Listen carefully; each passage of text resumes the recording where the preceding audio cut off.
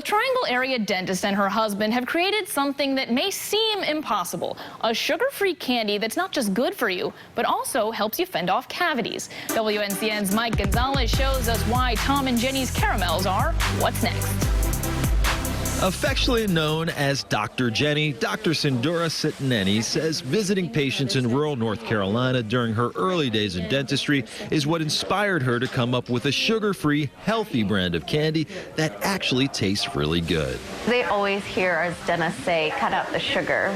Yeah. Well, how realistic is that? So Jenny and her husband, Tommy, came up with an idea. Create a sweet treat that could fight cavities rather than create them. I'm not a chef or a cook or anything by training, but I'm really into the science behind food.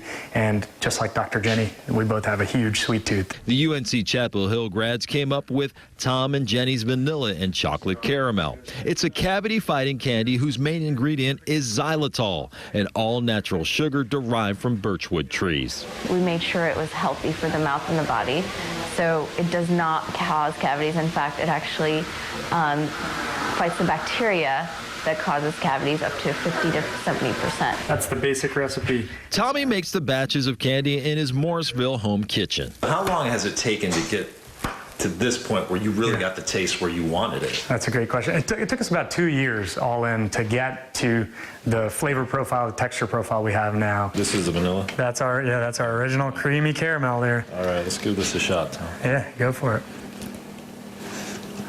That is awesome.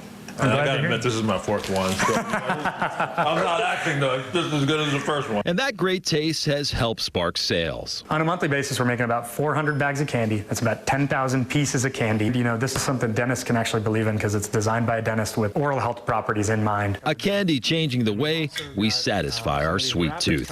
With What's Next, I'm Mike Gonzalez, WNCN News. Lots of kids are going to be fans of that for sure. Well, Tom and Dr. Jenny said they have been in talks with some major manufacturers who are very interested in mass producing their candies. The trick, though, is maintaining the flavor and texture of the candy when you make it on a giant scale.